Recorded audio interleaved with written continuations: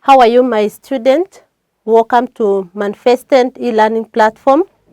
My name is Purity Anzelimo, your teacher of physics today. And in our lesson today, we continue with the cathode rays and the cathode ray tube. That's our topic.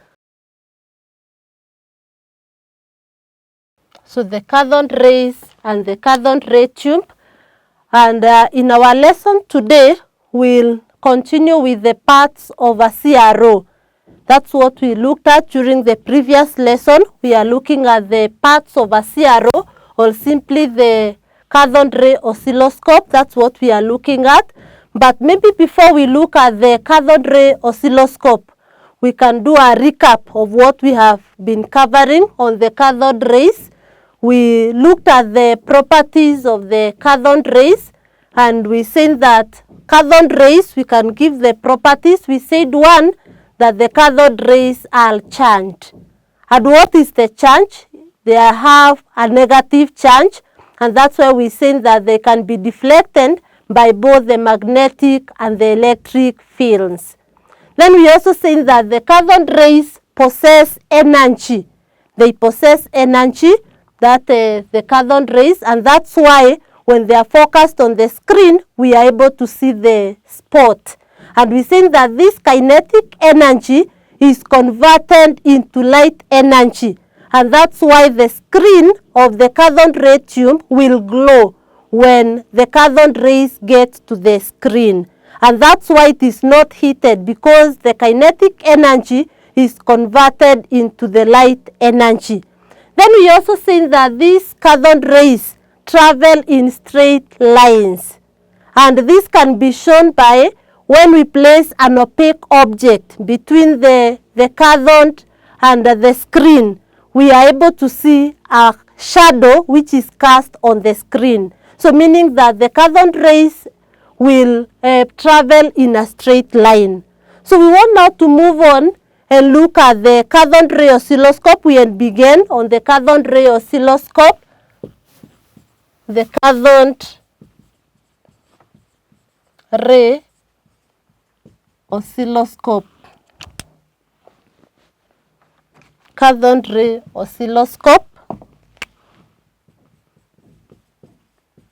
or what we simply refer to as a CRO.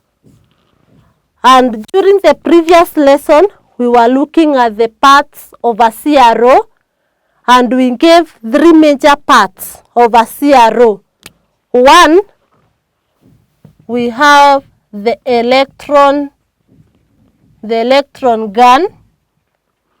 Number two, we talked of the deflecting system.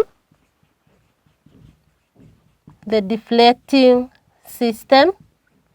And number three, we have the display system. The display system, or what we simply call the screen. So those are the major parts of a cathode ray oscilloscope. The electron gun, we have the deflecting system, and we have the display system. Now, if you look at what we have here, we now have our CRO. This is now the cathode ray oscilloscope. The cathode ray oscilloscope. And to begin with, we can begin on the electron gun. And that's where we'll continue from. So we start with the electron gun as our number one. We can use the ABC and ABC. So we have the electron gun, the deflecting system, and the display system. So the first one, we are saying we have the electron gun. And we say that it is in the electron gun where electrons are produced. Again, they are accelerated towards the screen. So they are produced there, and again they are accelerated again in the electron gun. And we say that the electron gun comprises of three parts. Number one, we have what we call the cathode. We also have the ground, and we have the anodes. So in the electron gun, now if we come now to our CRO, we are talking of the cathode, the ground, and the anode. So all this part, the whole of it, this part from here all the way to this part here is what we are referring to as the electron gun. So comprising of the cathode, so we need to know what is the function of the cathode. We are saying that the function of the cathode is to produce electrons or simply to emit the electrons. We think that here we are having the heater filament. This is the heater filament. The heater filament. What it does, it heats the cathode. And when the cathode is heated, it will emit electrons. So the function of the cathode, as we mentioned, is to emit the electrons. So you can see now when it emits the electrons, next we are having the ground. And now we want to discuss what is the function of the ground in a cathode ray oscilloscope. Now if you look at the ground here, so when the electrons have been emitted by the cathode here, they will pass through this opening here, which we are now calling the ground. So it is an opening, as you can see. It is an opening and it goes all the way now to our screen. So what it does, it is the one that is able to regulate the rate of flow of electrons from the cathode all the way to the screen of our CRO. So it will regulate the number of electrons that are passing. In that, this ground can either be made more negative or less negative. So when it is made more negative, when we make our ground to be more negative in relation to the cathode, it means that because these electrons here are negatively charged, then it means that less electrons will be allowed to pass through or to move to the screen. So therefore it means that the flow of electrons will be cut off. Now, but when we have it being made less negative, when it is less negative, it means that more electrons will be able to pass, because electrons, remember we said they are negatively charged. So their electrons, more of them will pass through, and therefore increasing the brightness of the spot. So we can note down the following for the ground. So we are still in the first part of the CRO, which is the electron gun. And in the electron gun, we are in the ground. The ground. And we can start by saying that the ground controls the rate of flow of electrons. It controls the rate of flow of the electrons, controls the rate of flow of electrons. And we have seen when it is made more negative, it means that the number of electrons which will be moving to the screen will be cut down. But when it is less negative, it means that more electrons will be able to pass. And therefore we are saying that hence the brightness of the spot on the screen. So it will control the rate of flow of the electrons, and therefore hence the brightness of the spot on the screen. So the more the electrons will be allowed to move when it is less negative, the more the brightness of the spot. Because we're saying that these they move, they'll come and they'll converge on the, or they are focused on the screen. This is our screen here. So the spot is here. So we are saying the more the electrons that will be allowed to pass through, the more the brightness of the spot on the screen, or that will be formed on the screen.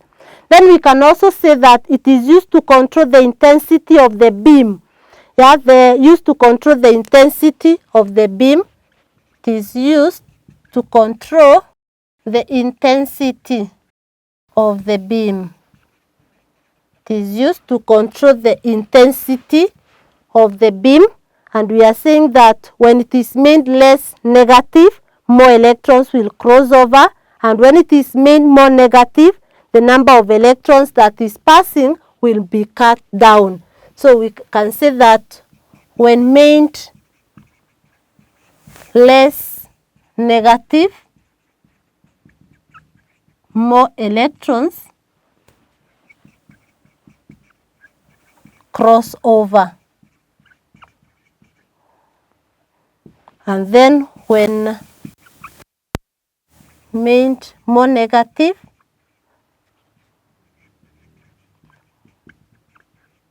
we are saying that the flow of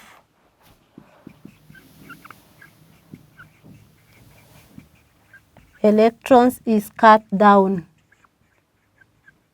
Because we are comparing this now with the charge of the electrons. So because the electrons are negatively charged, then it means that when now the grain is less negative, it means that there will be more attraction of those electrons, and therefore more electrons will cross over.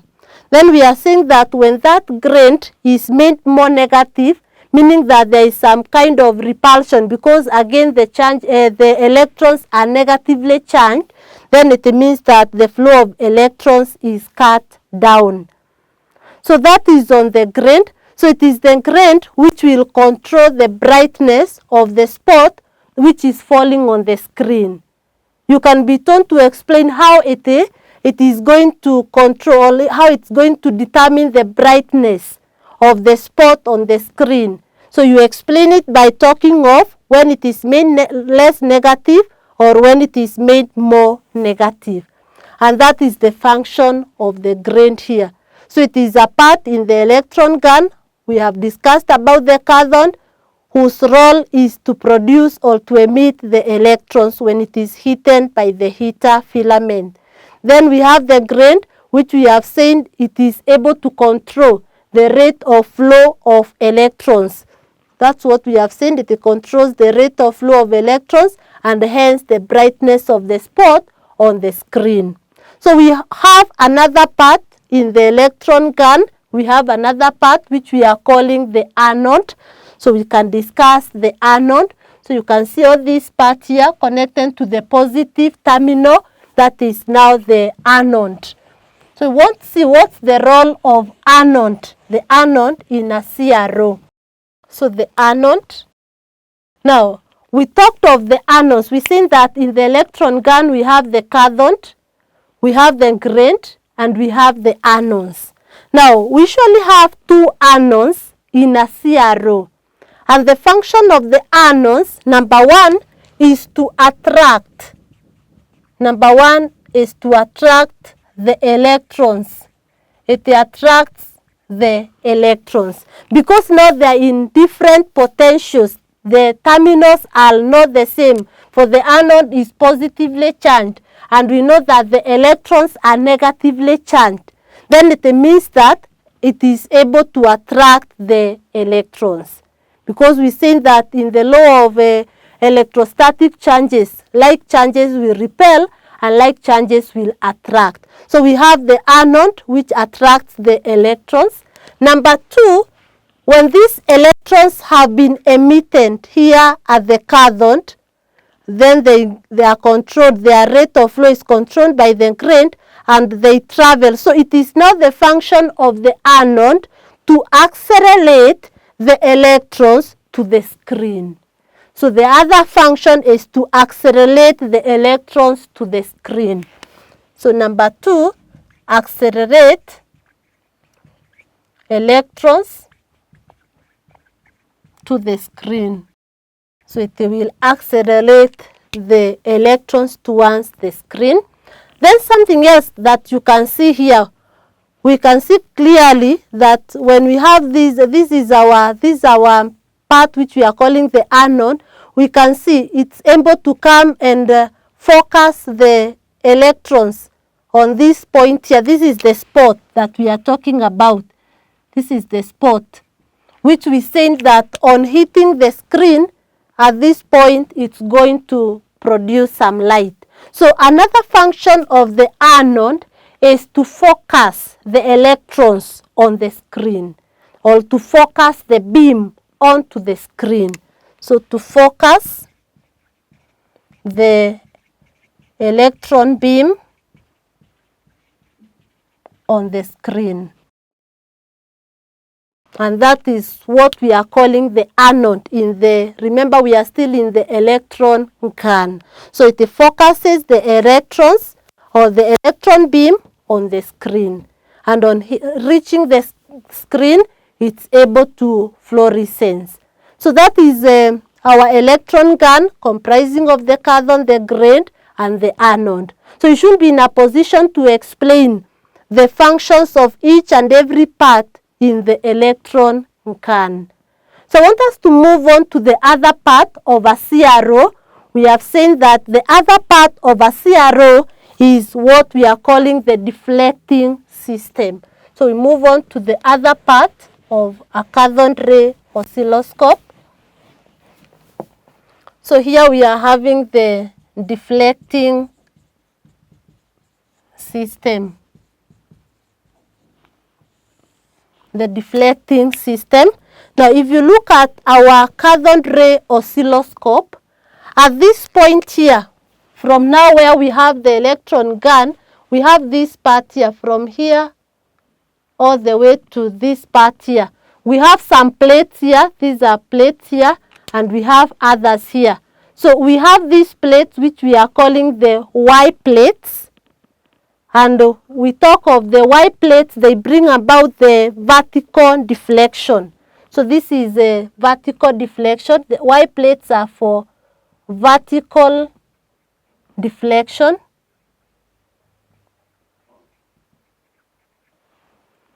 Then we have these other plates here, which we are calling the X plates. Again, for the X plates, now we have them for the horizontal deflection.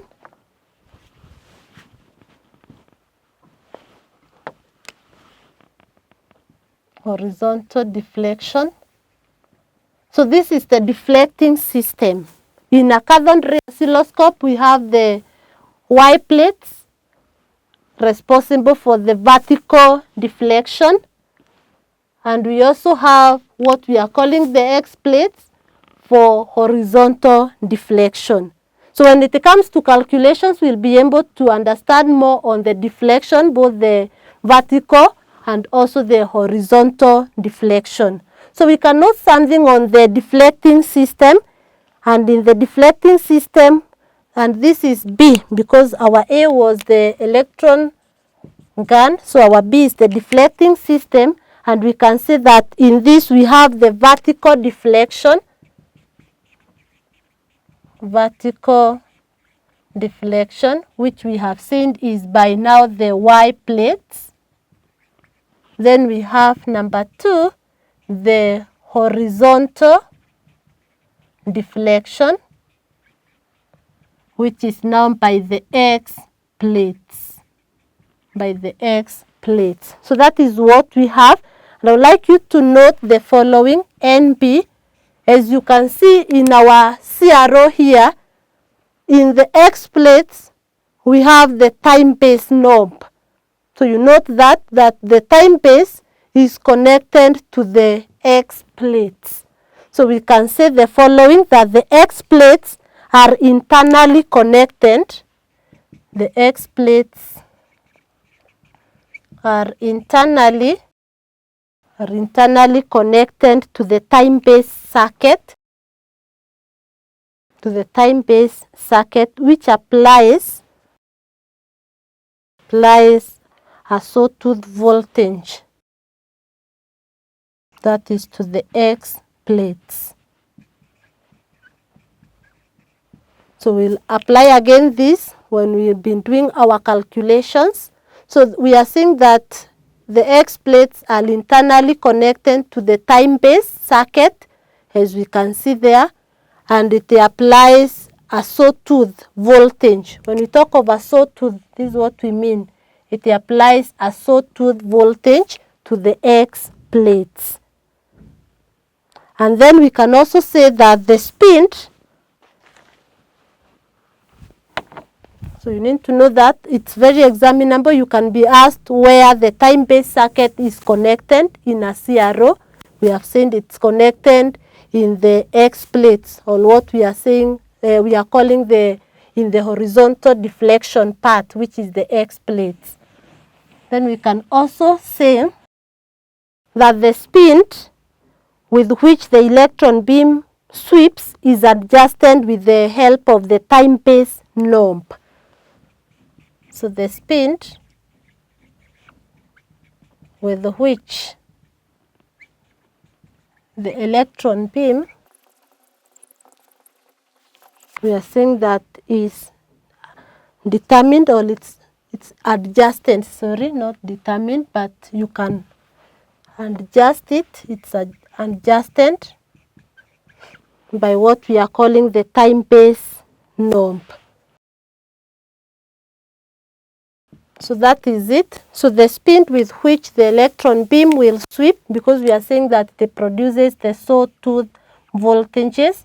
So when we have our voltage here, we have our positive, our negative here, against time in seconds. We are saying that the speed with which now the electron beam will sweep will be adjusted with the help of the time-based knob. And we are saying that this time-based knob is connected to the X plates. So that is our other part in the CRO, that is the deflecting system. So these two, we have now our deflecting system.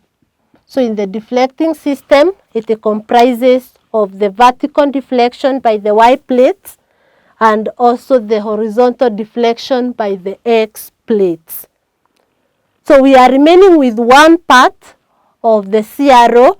We have already looked at the electron gun, the deflecting system, and now we want to look at the last part, which is the screen or the display system. So we have our last part, part C, which is now the display system.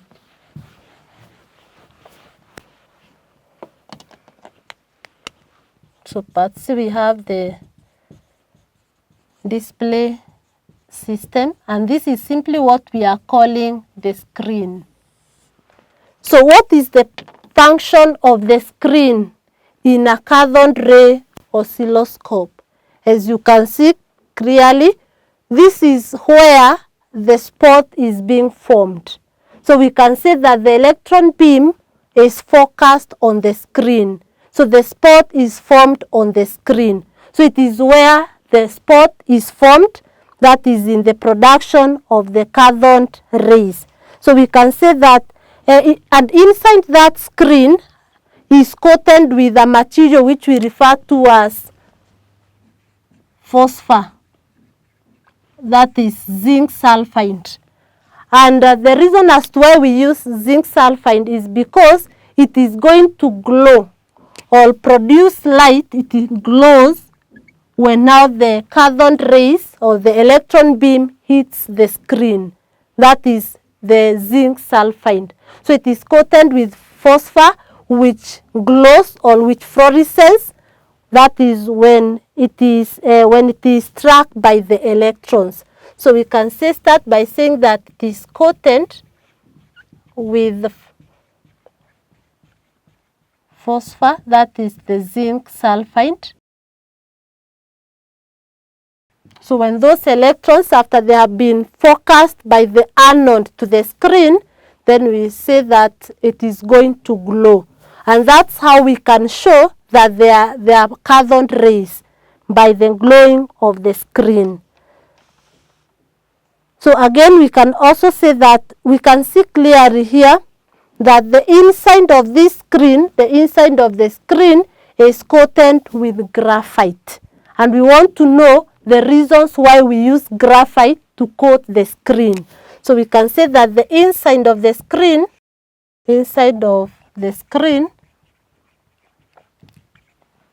is coated with graphite.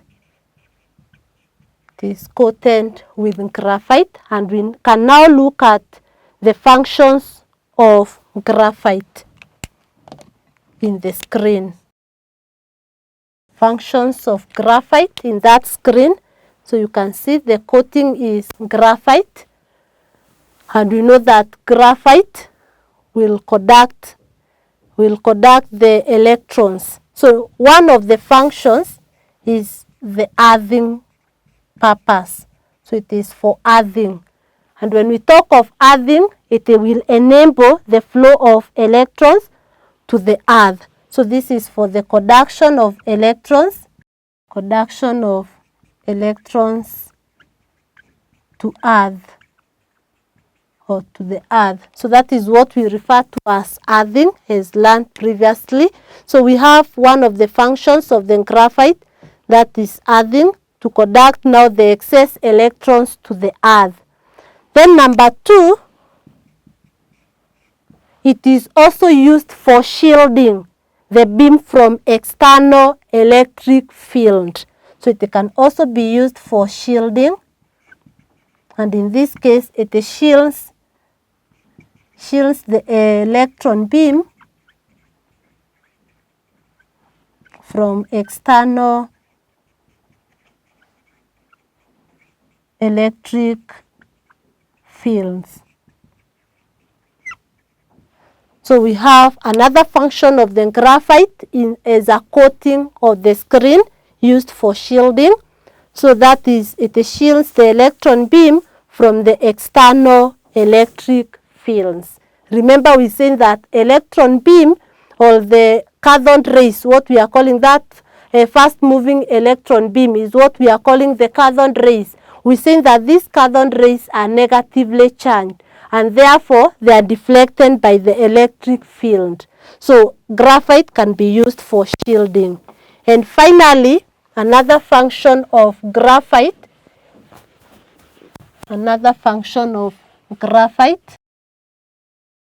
this graphite can also be used to accelerate. It helps in accelerating the electrons towards the screen. So we can say that it accelerates the electrons towards the screen because it has the same potential as the anode.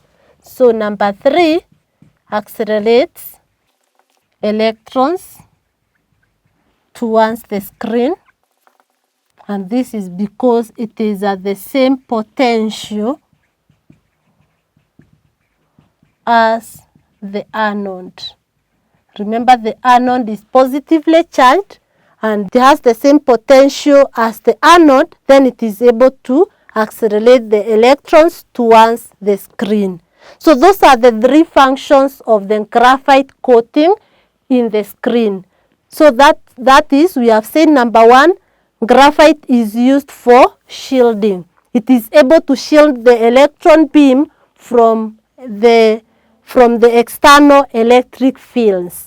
Then we have also seen that this graphite coating on the screen can also be used for earthing, whereby it allows the conduction of electrons to earth. Then number 3, we have also seen that it is also used in accelerating. It also helps in accelerating the electron beam towards the screen, since it is at the same potential with the anode, or our anode here. And the function of the anode, one of them is to accelerate the electron beam towards the screen. So those are the parts of a CRO. So we have said for the CRO, it has 3 major parts, or the Cathode Ray Oscilloscope is divided into 3 major parts. One is the electron gun. This is our electron gun, if we go through it. And in the electron gun, we have the cathode, which helps in the production of electrons. These are our electrons. Then we have the grid, which is able to control the rate of flow of electrons, and hence the brightness of the spot. Then we have the anodes, whose function, 1 is to attract the electrons, number 2 to accelerate the electrons towards the screen, and number 3 to focus the electrons on the screen. Then we have also said we have another part, a major part of a CRO, which we are calling the deflecting system. And in the deflecting system, we have two plates. We have now these two plates, which we are calling the Y plates, and we have the X plates. And we have said NB that the time-based circuit is connected to the X plates. Then we have also said that we have, after now the deflecting system in the CRO, we have the last part, which is now the display part. So from here, this part here, we are going to have the display part, and this is now the screen, or what we are calling the display system. And we have seen that the screen is made of a material like phosphor, which is able to glow when it is hit by the electrons, or when high energy electrons hit it. So it is able to produce light. And we have seen again the screen is coated with graphite, and we have been able to list down the three main reasons why graphite is used to coat the screen. So that is on the CRO. So during our next lesson, we'll actually be looking at the uses of a cathode ray oscilloscope. So here is the assignment for our lesson. Note down these questions. An exercise.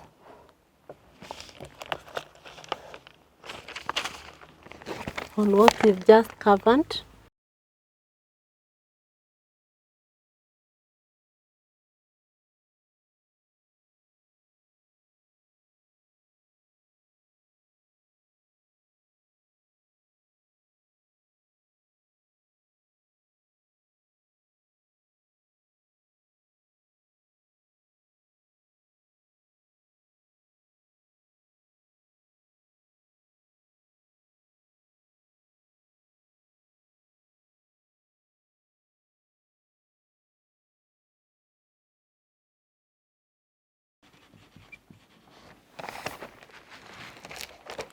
So those are the questions. Name three components of the electron gun in a cathode ray tube.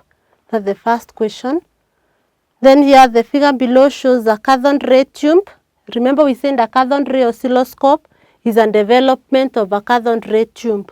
So when you asked about a cathode ray tube, still refer to the cathode ray oscilloscope. So a metal plate is placed between the anode and the screen. So you can see we have the metal plate here between the anode and the screen. So state with reason what would be observed on the screen when the cathode rays are produced.